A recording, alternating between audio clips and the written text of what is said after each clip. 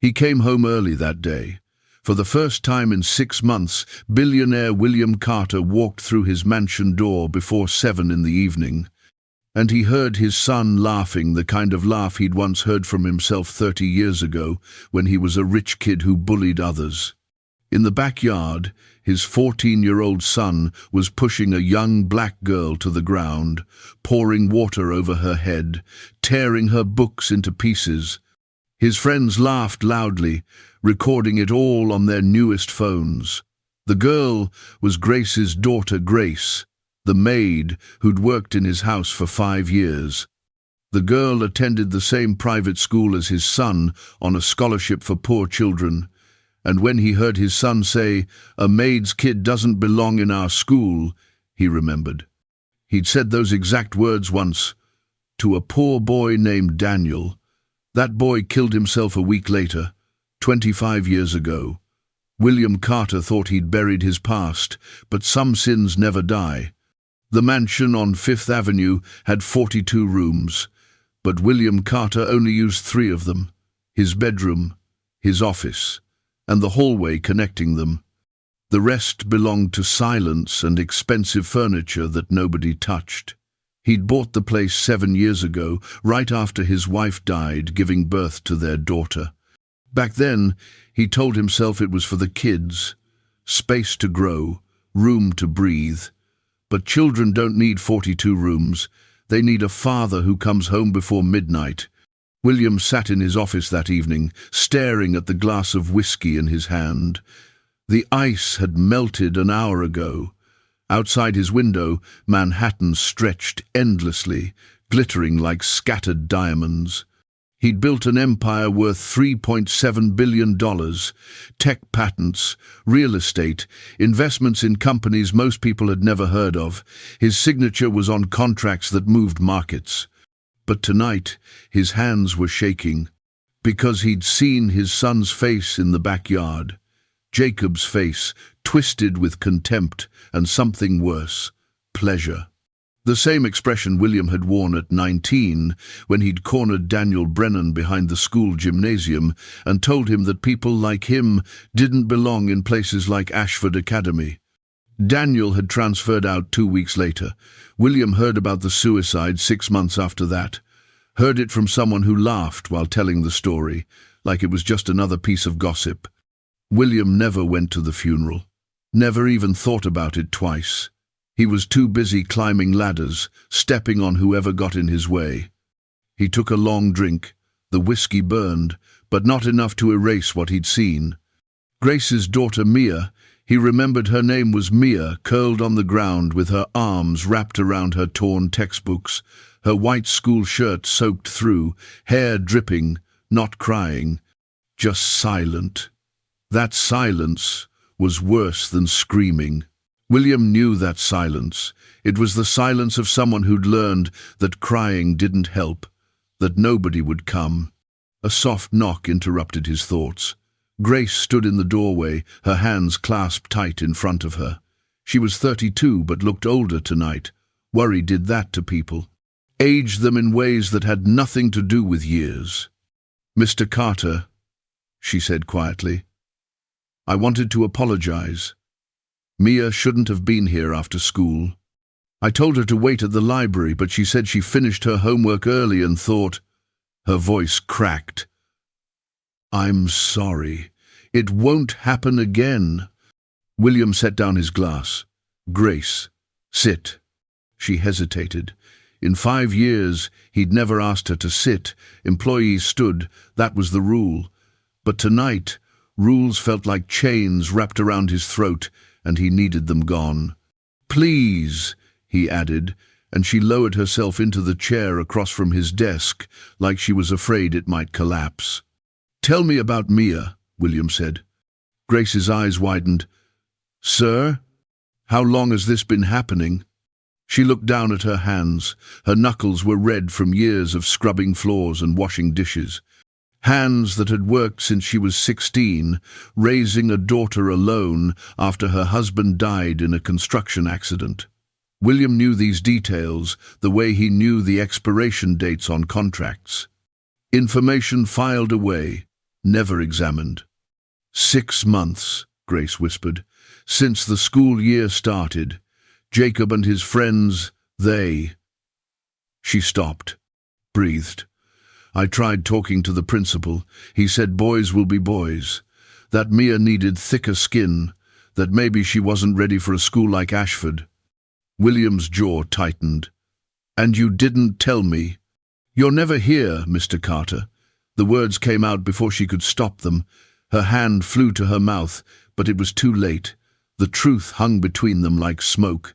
He should have been angry, should have reminded her who paid her salary, who owned the roof over her head. But all he felt was hollow, because she was right. He wasn't there. Hadn't been there for years. Not for Jacob's 8th grade graduation, not for Ella's piano recitals, not for the 1,000 small moments that built a life. Where is Mia now? He asked. At home. She doesn't want to go back to school. She asked me if she could quit, get a job. Instead, Grace's voice broke. She's 13 years old, Mr. Carter. She's supposed to dream about college, about becoming a doctor. She's so smart. Scholarship students have to maintain a 95 average to keep their spot, and she's never dropped below 98. But now she wants to quit because she can't, a sob caught in her throat. Because she can't take it anymore. William closed his eyes. 25 years ago, Daniel Brennan had quit Ashford Academy, transferred to a public school across town. William never knew what happened after that, never cared enough to ask. He'd moved on, applied to Princeton, started his first company, built his empire brick by brick by brick, and never once looked back at the bodies he'd left behind. I'll handle it, William said. Grace stared at him. Sir, I'll handle Jacob, and I'll handle the school. He stood. Mia goes back to Ashford on Monday, and I promise you, Grace, nobody will touch her again. She didn't believe him. He could see it in her eyes. Why would she? He was Jacob's father, the man who'd raised a bully, the man who was probably a bully himself. And she was right about that too. But she nodded anyway, because what choice did she have? She needed this job. Needed the health insurance and the steady paycheck and the tiny bedroom in the mansion's east wing where she could keep Mia close. After Grace left, William sat alone in the dark. The city lights outside his window blurred into watercolors. He thought about his wife, Margaret. She'd been kind in a way he never understood, volunteered at shelters, donated half her trust fund to schools in poor neighborhoods. She used to tell him that money was only worth something if you used it to build bridges, not walls. He'd smiled and nodded and kept building walls anyway. She died in the delivery room at 42, complications they didn't catch until it was too late. The last thing she said to him was, "Take care of them," meaning Jacob and the baby girl they'd named Ella. He'd promised, held her hand while the machines beeped their final rhythms. And then he'd walked out of that hospital and straight into his office and worked for 72 hours straight because work was easier than grief. Work had answers, numbers added up, deals closed. Grief was just noise. Now, 7 years later, he was raising a son who hurt people for fun, and a daughter he barely knew. He picked up his phone, scrolled through contacts until he found the one he needed. Hit call. William? The voice on the other end was surprised. They hadn't spoken in 15 years. Not since college, not since the incident. "I need to talk to you," William said. "About Daniel." There was a long pause. Then quietly, "I'm listening." His name was Richard Brennan, Daniel's older brother, the person William had spent 25 years avoiding. They'd been roommates freshman year at Princeton. Close enough that Richard had been the one to tell William about Daniel's death.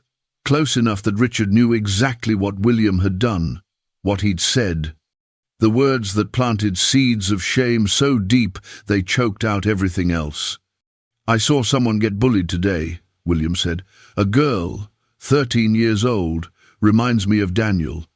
Richard's breath hitched. "That's not why you called." "No." William pressed his palm against his forehead. "I called because my son was the one doing it. And I realized," his voice cracked, "I realized I turned him into me." Silence stretched between them. Then Richard said, "Is this an apology? Because if it is, it's 25 years too late." "I know." William's throat burned. "I know I can't fix what I did to Daniel. But maybe I can fix this. Before it's too late. Before she ends up like—" "Don't," Richard's voice turned sharp. "Don't you dare compare some random girl to my brother. You don't get to use his death to feel better about yourself." "I'm not trying to feel better. I'm trying to do something, anything, because I can't." William's voice broke. "I can't let it happen again, Richard. I can't watch another kid disappear because of me." Another pause, longer this time. Finally, Richard spoke. "What do you want from me, William?" "I don't know. Advice. Forgiveness. Something that tells me it's not too late to be better than I was." Richard laughed, but there was no humor in it. "You know what Daniel told me? The day before he transferred schools, he said he felt like a ghost, like he was invisible unless someone wanted to hurt him. And that's what you did, William. You made my brother feel like he didn't deserve to exist." He paused. "If you want to fix your son, start by making sure that girl never feels invisible again." The line went dead. William sat in the darkness for a long time after that. Outside, the city hummed its endless song. Inside, something old and rotten began to crack. Not break, not yet, but crack. Just enough to let a sliver of light through. The next morning, William did something he hadn't done in 3 years. He sat down at the breakfast table with his children. Jacob slouched in his chair, scrolling through his phone. Ella picked at her pancakes, her dark hair falling across her face. Neither of them looked up when he entered. Grace was in the kitchen, preparing lunch. William could see her through the doorway, moving quietly, efficiently, invisible. Just like Daniel had been. Just like Mia was becoming. "Jacob," William said, "put the phone down." His son glanced up, annoyed. "Why? You never eat with us anyway." "I'm here now. Phone down." Jacob rolled his eyes but obeyed. Ella watched them both with wide, cautious eyes. She was 8.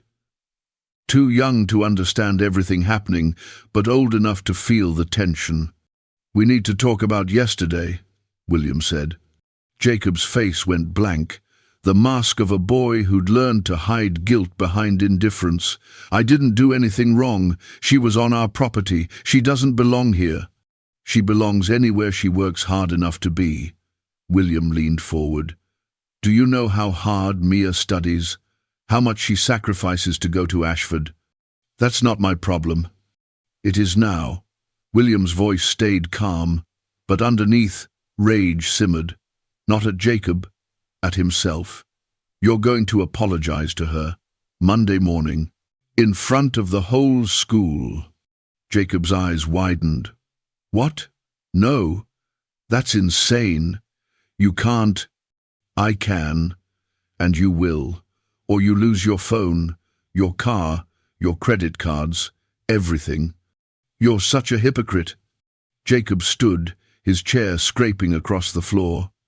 "You act like I'm some monster, but you're just like me. Worse, at least I'm honest about it." He stormed toward the door, then turned back. "Mom would be so disappointed in you." The words hit like a physical blow. William sat very still, feeling Ella's frightened gaze on him. Jacob disappeared upstairs, and the slam of his bedroom door echoed through the mansion. Ella's small voice broke the silence. "Daddy, did Jacob hurt someone?" William looked at his daughter, really looked at her. She had Margaret's eyes, soft, searching, full of the kind of goodness he'd forgotten existed. "Yes," he said quietly, "he did, and I let it happen because I wasn't paying attention." "Are you going to fix it?" Such a simple question, such an impossible answer. But William nodded. "I'm going to try." Ella smiled, just a little. Mom always said trying was the bravest thing. William's eyes burned. He reached across the table and took his daughter's hand. It was so small, so fragile, and for the first time in 7 years he felt the weight of what he'd lost.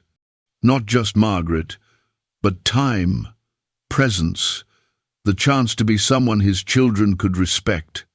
That afternoon, William drove to Grace's apartment.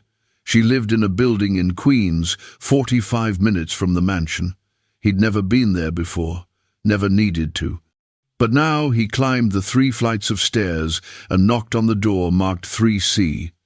Grace answered, surprise flickering across her face. "Mr. Carter?" "I came to talk to Mia," he said.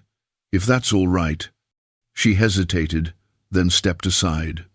The apartment was small but immaculate. 1 bedroom, a bathroom, and a living space that doubled as a kitchen. Mia sat on the couch, a textbook open in her lap. When she saw William, she froze. "Mia," William said gently, kneeling so he was at her eye level, a position he never took. Humility felt foreign, but necessary. "I want to apologize for what I should have stopped. You belong at Ashford. You've earned your place there, and I promise you, I'll make sure everyone knows it." Mia stared at him, her dark eyes guarded. "Why do you care?" The question was honest, brutal, and he deserved it. "Because a long time ago," William said slowly, "I hurt someone the way Jacob hurt you, and that person never got the chance to hear me apologize, so I can't fix what I did back then. But maybe I can fix this, if you'll let me." Tears pooled in Mia's eyes, but she didn't let them fall. "I just want to go to school without being scared." "Then that's what you'll get." William stood. "Monday, new rules. Anyone who bothers you answers to me." Grace walked him to the door. "Thank you, Mr. Carter," she whispered. "Don't thank me yet," he replied. "I haven't earned it." That night, William lay awake in his too large bed, staring at the ceiling. His phone buzzed. A text from an unknown number. He opened it. "Saw your son on someone's video. Like father, like son. Funny how things repeat, isn't it? R.B. Richard." The initials made William's stomach drop. He replied, "I'm fixing it." The response came instantly. "You can't fix the past, but you can stop it from happening again. For Daniel's sake, don't screw this up." William closed his eyes. He thought about Daniel Brennan, a boy he barely remembered, a boy whose ghost had lived in the corners of his mind for 2 decades, quiet but never gone. He thought about Mia, curled on the ground with her books destroyed. About Jacob, wearing William's cruelty like an inheritance. About Ella, who still believed people could change. And for the first time in 25 years, William Carter prayed. Not to God, not to anyone in particular, just a whisper into the dark, asking for the strength to be better than he'd been. To break the cycle before it consumed his son the way it had consumed him. Monday morning came too fast. William stood in the principal's office at Ashford Academy, watching the man squirm. Principal Edward Hartley was 53, balding, and had spent his career coddling the children of wealthy donors.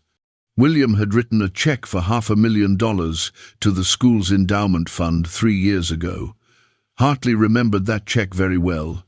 "Mr. Carter," Hartley said nervously, "I assure you we take bullying very seriously." "No, you don't." William's voice was ice. "You told Grace that her daughter needed thicker skin.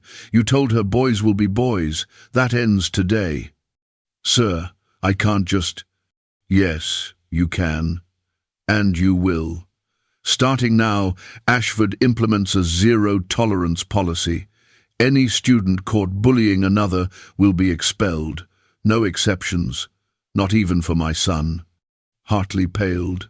Mr. Carter, with all due respect, if you say one more word that isn't yes, sir, I'll pull my funding, and I'll make sure every other donor knows why. William leaned forward. Do we understand each other? Hartley nodded quickly. Yes, sir. Good. Now, call an assembly. I want every student in the auditorium in 20 minutes. The auditorium filled with the sounds of restless teenagers. William stood backstage, watching through the curtain.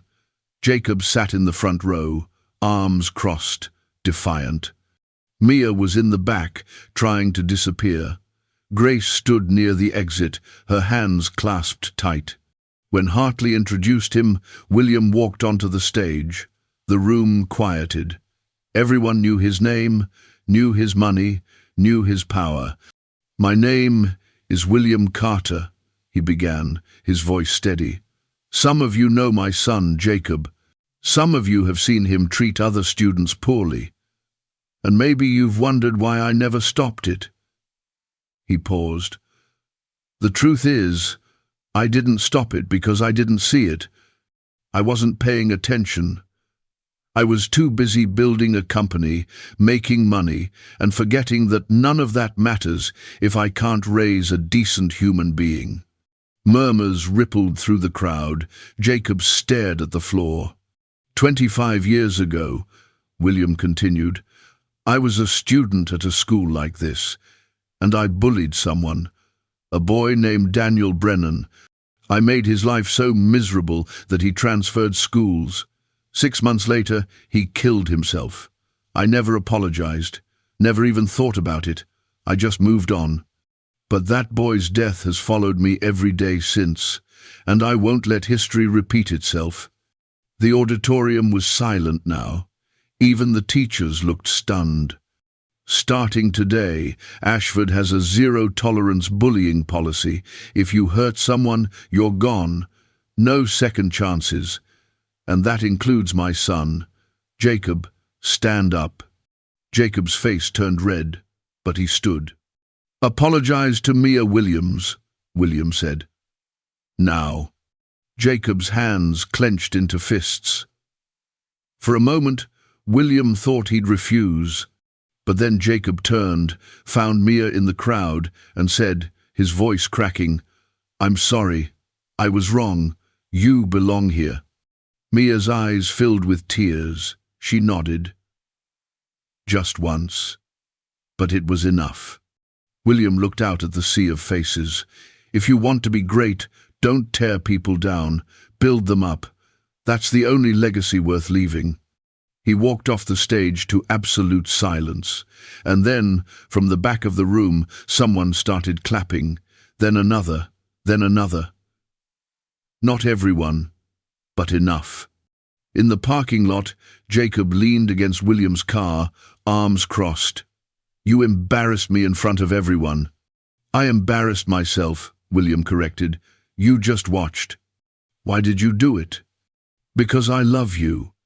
And I don't want you to become the person I was.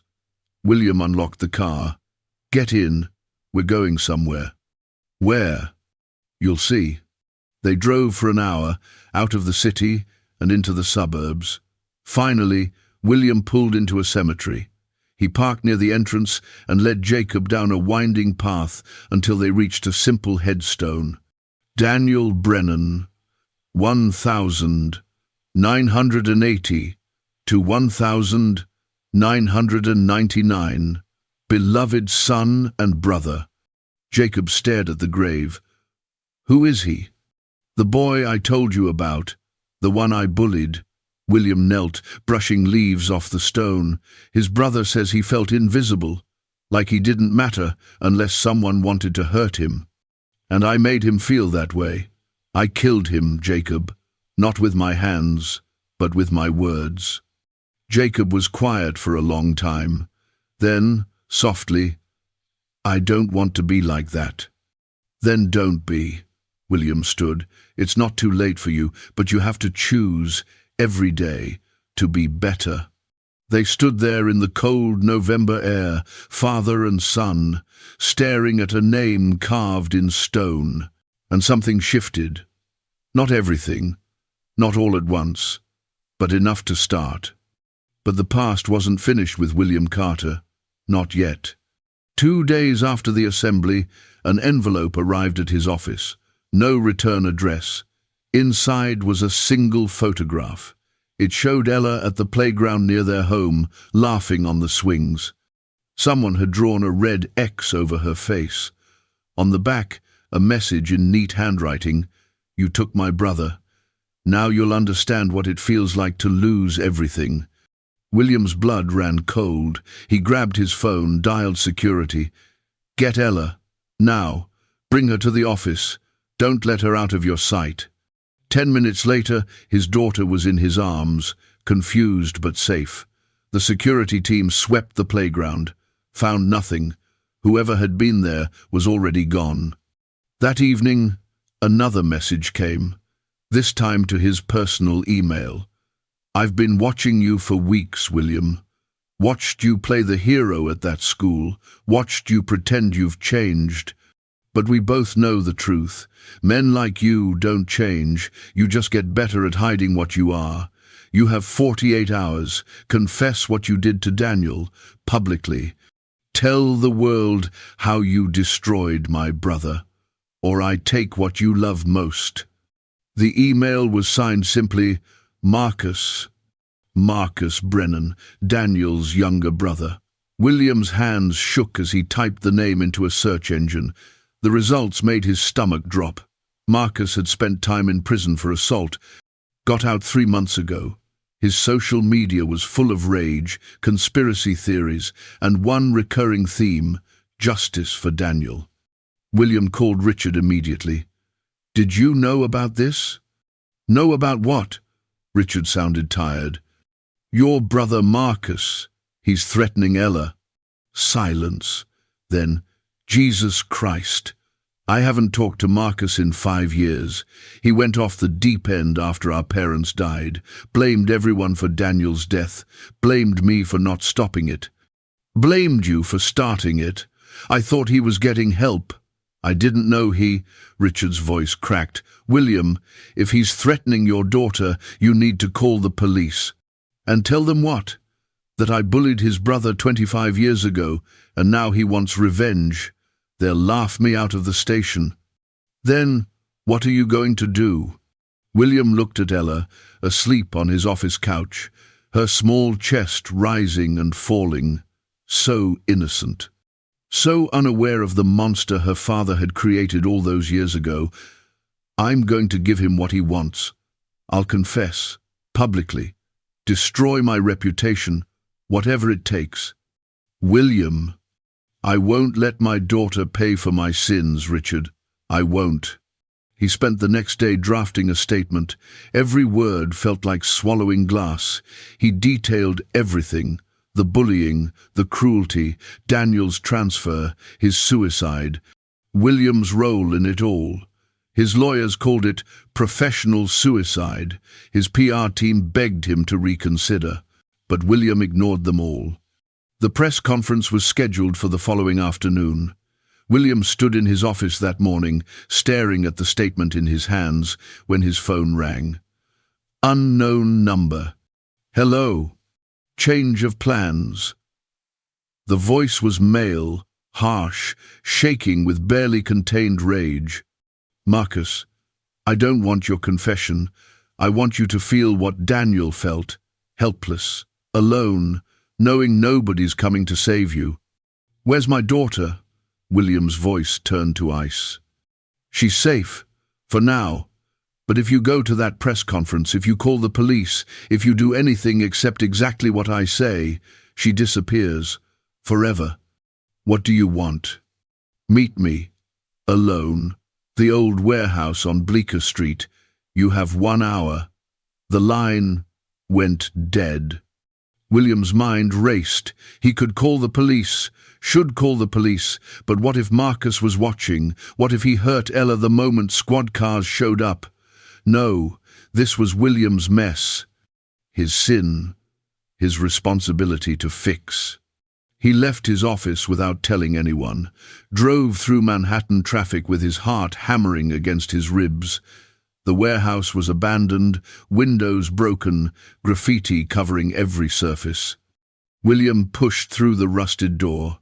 Inside, the air smelled of mold and decay, footsteps echoed in the vast empty space. Then he saw them. Ella, tied to a chair in the center of the room, a gag in her mouth. Her eyes were red from crying, and standing behind her, a gun pressed to her head, was a man who looked exactly like Daniel Brennan, same dark hair, same hollow eyes, but twisted by years of rage and grief. "Marcus," William said, keeping his voice steady, "let her go. She's innocent." So was Daniel. Marcus's hand shook. He was 16 years old, had his whole life ahead of him. And you, his voice broke, you made him feel like garbage. Like he didn't deserve to exist. Do you know what that does to a kid? Do you? Yes, William stepped forward slowly. Because I did it to my own son. I taught him to be cruel, to value money over people. And when I saw him doing to another kid what I did to Daniel, I finally understood what I'd done, what I'd destroyed. Pretty words, but words don't bring Daniel back. No, they don't. Nothing I do will bring him back. But killing my daughter won't either. It'll just create more pain, more damage. Is that what Daniel would want? More death? Marcus's eyes filled with tears. I don't know what he'd want, because he's gone, and I never got to ask him, never got to tell him I loved him, that he mattered, because you took that chance away from me. William moved closer, slowly, carefully. Then don't take that chance away from me, please. I know I don't deserve mercy, but she does. Ella has never hurt anyone. She's 8 years old. She draws pictures of her mother in heaven. She believes people can change. Don't prove her wrong. The gun wavered. Marcus was crying now, shoulders shaking. You don't get to play the victim. You don't get to... You're right. I don't. William knelt. Put himself in the most vulnerable position possible. So shoot me. Take my life instead of hers. I deserve it. But please, let my daughter go. For a long moment, nobody moved. The warehouse was silent except for Marcus's ragged breathing and Ella's muffled sobs. Then, from the doorway, a voice rang out. Marcus, put the gun down. Richard Brennan stood in the entrance, hands raised. Please, don't do this. Marcus spun, the gun now pointed at his older brother. You let him get away with it. You could have pressed charges, could have done something, but you were too busy being noble, being understanding, and Daniel died alone because of it. I know, Richard's voice broke. I live with that every single day, but this won't fix it. Daniel wouldn't want this. He was kind, Marcus, remember? He used to rescue injured birds, cried when he saw homeless people on the street. He'd hate what you've become. The words hit Marcus like a physical blow. His face crumpled, the gun lowered, and in that moment, William lunged forward, grabbed Ella's chair, and pulled her away. Marcus didn't fight, just collapsed to his knees, the gun clattering across the concrete floor, and sobbed. Police arrived minutes later. Someone had called them, probably Richard. Marcus was arrested. William held Ella as paramedics checked her over, whispering over and over, "You're safe. You're safe. I'm so sorry. I'm so sorry." That night, William sat with his children. Jacob, who'd heard what happened and had been terrified. Ella, still shaking but trying to be brave, and he told them everything. Every ugly detail of his past, every mistake, every person he'd hurt. When he finished, the room was silent. Finally, Jacob spoke. "You could have died." "Yes." "Why did you do it?" "Because I love you both more than my own life, and because it was time to stop running from who I was and start becoming who I should have been." Ella climbed into his lap, buried her face in his chest. "I was so scared." "I know, sweetheart. I know." Over the following weeks, Marcus was placed in a psychiatric facility. Richard visited him often.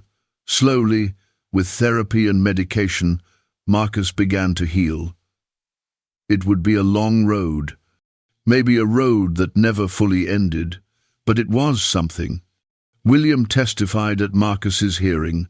Instead of pressing charges, he asked the judge for mercy, argued that Marcus was a victim too, a victim of William's cruelty, just as much as Daniel had been.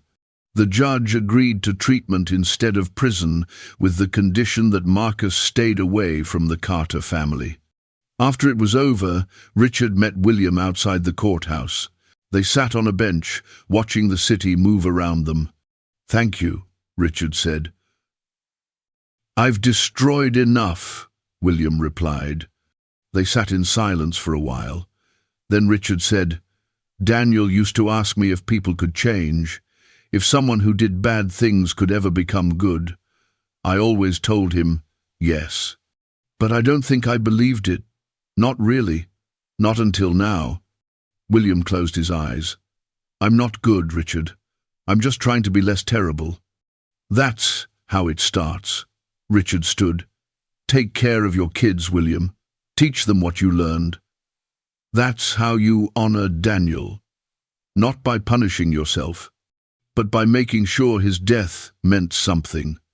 That night, William received another text, this time from Richard. "I saw the news. What you did at the school, what you did for Marcus. It won't bring Daniel back, but maybe it'll save someone else. That's enough." William replied, "Thank you." 3 weeks later, William established the Daniel Brennan Scholarship Fund, 10 full-ride scholarships every year for students from underprivileged backgrounds. Richard attended the announcement. They didn't hug, didn't pretend the past was erased, but they shook hands, and that was enough. At home, things were different. William ate breakfast with his kids every morning, helped Ella with her homework. Went to Jacob's soccer games, even the ones where Jacob spent the whole time on the bench. Jacob still struggled, still had anger, still had the instinct to lash out when he felt threatened. But now he stopped himself, apologized when he messed up, slowly, painfully learned to be kind. Mia thrived at Ashford, made friends, joined the debate team, talked about medical school like it was a certainty, not a dream. Grace cried when Mia got her first college acceptance letter. William was there when she opened it. He didn't say anything, just watched Grace hold her daughter, both of them shaking with relief and joy and the weight of how close they'd come to losing everything. 6 months after the assembly, William sat in his office late at night. The city glittered outside his window. His empire was still intact, his bank account still obscene. But now, when he looked at himself in the mirror, he saw someone different. Not better, not yet, but trying. Ella knocked on the door, holding a drawing. "Daddy, I made this for you." It was a picture of their family, 4 stick figures holding hands in front of a house. Margaret was there too, a smiling angel floating above them. "Do you like it?" Ella asked. William picked her up, held her close. "I love it." "Mom would be proud of you," Ella whispered, "for fixing things." William's throat tightened.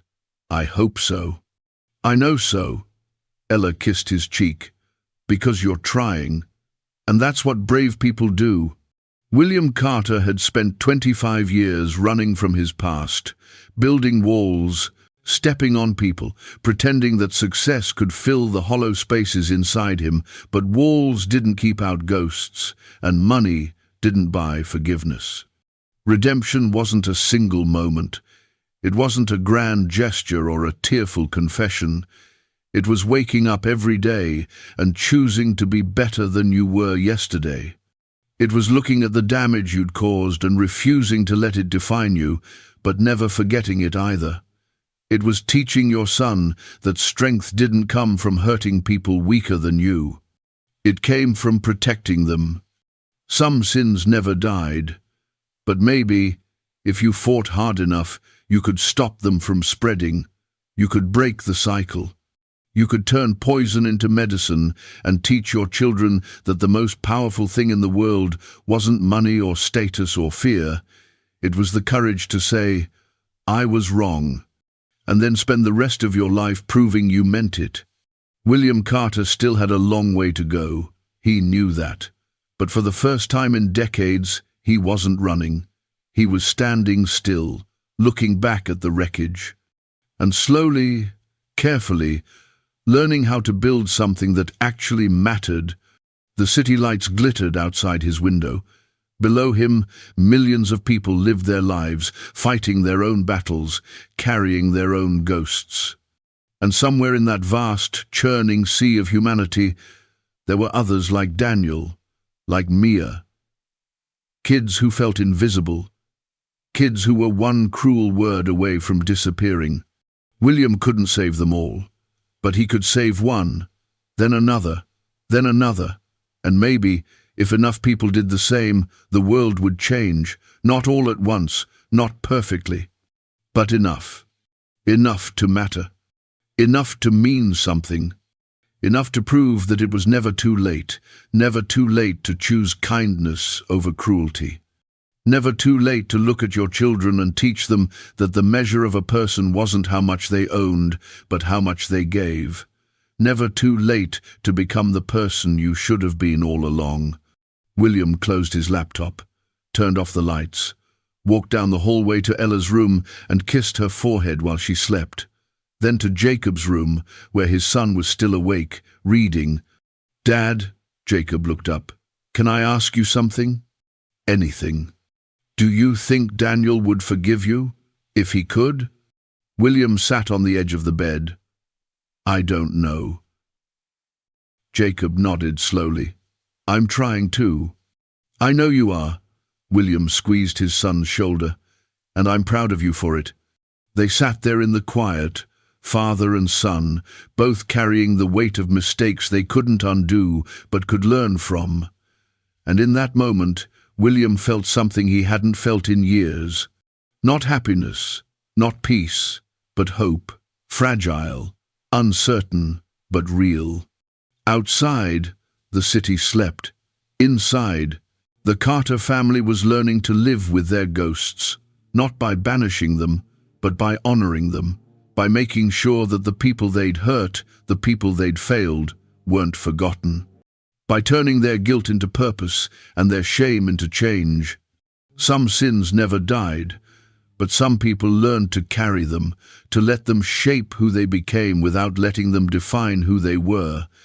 And maybe that was what redemption really meant.